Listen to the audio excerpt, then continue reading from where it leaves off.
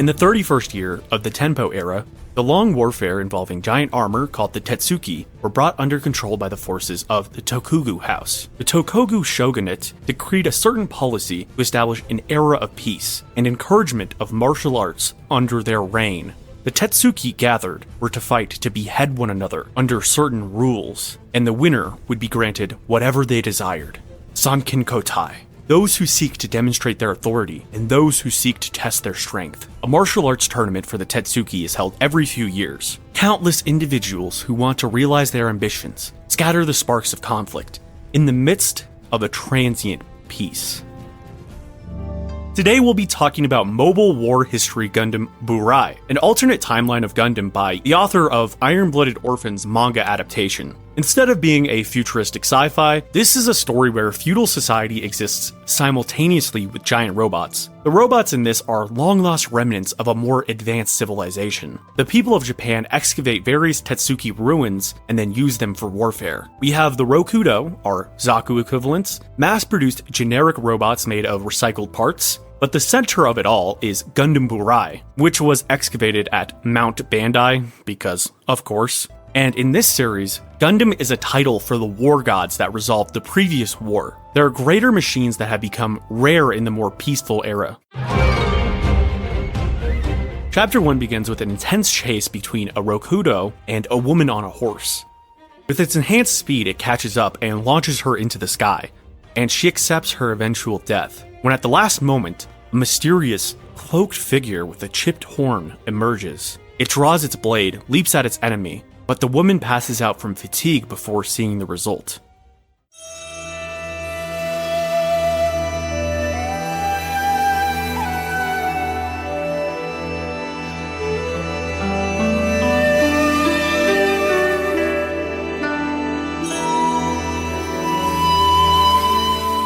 The girl awakens in a strange room, and just as she's coming to grips with her situation, a strange man starts to reach for her. And so she punches this supposed assaulter like 5 yards, but it turns out this is actually the guy that saved her, so they introduce themselves. The girl's name is Suzuno, and she says that she's a Tetsuki blacksmith, and the man says that his name is Kisaragi Kotetsu, a wandering samurai. He asks her how she got wounded, and she explains that the Kikai gang has been harassing everyone in the area as pawns for the magistrate. Essentially, they want to overtax the population, but then she goes on to explain that these people have been hunted by a warrior god recently. In the meantime, 3 men approach. They want to kidnap Suzuno because apparently whoever was chasing her before isn't done with her yet. Luckily, Kotetsu isn't all talk, and he mops the floor with them, and he goes on to admonish them for being quick to draw their swords. In spite of their defeat, the grunt spirits aren't broken though. They mockingly tell the two that they should go check in on Suzuno's dad, and so they worryingly comply. It turns out that him and his group of blacksmiths are waiting for them in a landscape of destroyed houses. The Kikai gang got to them after asking for money and demanding them to hand over the Tetsuki they were working on. And as they explain this, another attack is launched. A Tetsuki with a gun rolls up, pulled by weaker Rokodus. The ringleader yet again demands that they hand over the Tetsukis, and his grunts grab Suzuno to use her as leverage. They say that they will kill her and then come back to destroy them if the Tetsukis are not handed over. And then they leave for now to let everyone ponder the hopelessness of their situation. The workers and Suzuno's father begin to despair.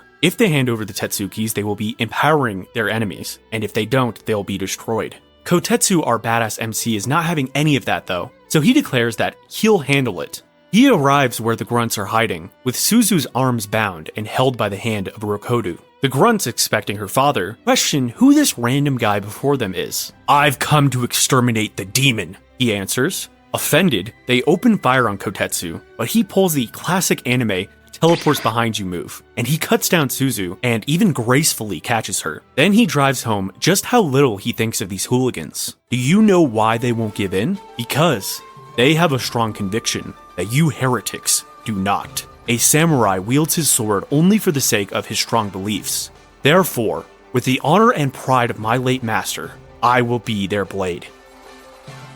They laugh at this stupid speech and close in. What could this lone samurai do against their giant machines? He again begins monologuing. Do not let this fire in your hearth die out. Strike the next iron, even if your blade should break. Continue with the blade of which you believe in. This is what, fuck you, lanky samurai, it means to be a samurai. Tetsuki, summon!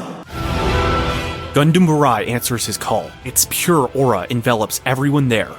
Core reactor, ignite! Kotetsu says, and the machine activates, following his exact movements. He declares that he will take their heads, and the battle ensues. The armed Tetsuki starts firing, but can't even get close to hitting Burai in his sporadic movements. A Rokodu raises its axe to bring it down on Kotetsu, but it doesn't even notice that its target is suddenly behind it, slashing through its head. The remaining two try to jump in on the Gundam's blind spot, but get blocked by its sword in one hand and its sheath in the other. They get blinded by the overwhelmingly bright light of its thrusters when it begins moving again, and Kotetsu uses that momentum to soar into the sky and dropkick the first, crushing its head. And before the final thug is able to react, he finally, effortlessly ends him. A pure display of superiority, Kotetsu's warrior god remains unscathed, with an awestruck Suzuno as his witness. A blacksmith at heart, Suzuno asks her savior how he came across such a powerful machine. A wandering samurai should have no right to such a powerful thing. He explains that his lord entrusted it to him, the leader of the Amahado clan, who were said to be crushed for committing treason. He explains that it used to be his clan's duty to protect this area, and he feels duty-bound to maintain order. Even so, he knows deep down that the men he just defeated were just consequences of a greater corruption. So he rolls up to the magistrate's mansion and demands an audience. Like an idiot. So the guards obviously decide to take him prisoner, and at the last second he's drop-kicked. It's the princess of the lost Amahado clan, Chiyo. She reprimands her vassal for acting on his own, but she's also stupid for showing up because they both get taken prisoner. While two shinobis watch this happen, the duo of Shiraboshi, the shy younger girl, and Kuroboshi, the lazy older guy. In their shared prison, Chiyo starts breaking down and raging. She reminds Kotetsu of his promise to use the Sanken Kotai to revive their clan. And they also want to find the truth of the men who attacked them on the day they were branded traitors. She explains that if he gets himself killed or draws too much attention by saving people, their dream will be crushed. But he assures her, saying that he understands, but can't just watch people suffer in front of him. Eventually, they are confronted by the magistrate himself. He correctly points out Kotetsu as the Tetsuki hunter, and makes him responsible for the loss of his manpower. Chiyo says she filed a complaint of his corruption to the daimyo, but the message was intercepted because of the magistrate Roko's connections. He then states his own dream. He wants to use the Sanken Kotai to glorify his own name, and recognizing the strength of the Gundam, he pressures Kotetsu to join him. He even says that he'll make Chiyo his mistress. In the face of this half-hearted dream, Chiyo laughs in his face, and that's when the shinobi duo rescue the two. As they escape, Roko tries to stab Chiyo in the back for wounding his pride, but her samurai's not about to let that happen. Kotetsu blocks the blow and launches himself in the air to cleave his opponent's blade in two. So the escape continues, and the magistrate next pulls out his personal Tetsuki, the Gora. Core Ignite!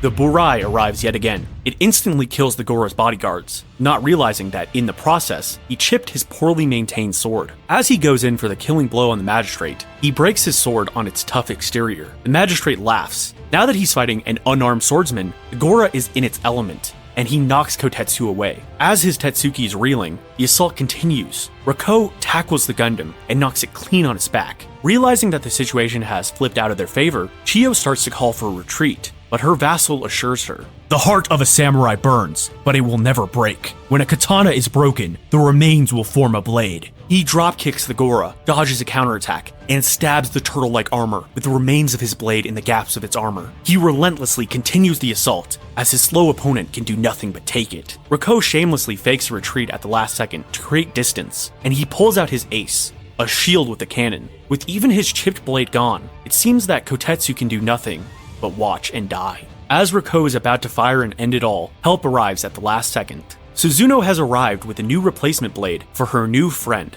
Roko laughs. What can a simple sword do in the face of a giant cannon? And his shot finally fires. Time is running out, but the Burai Gundam rushes over to grab its weapon, and just as it draws the blade, it cleaves the projectile clean in two, and it's not done.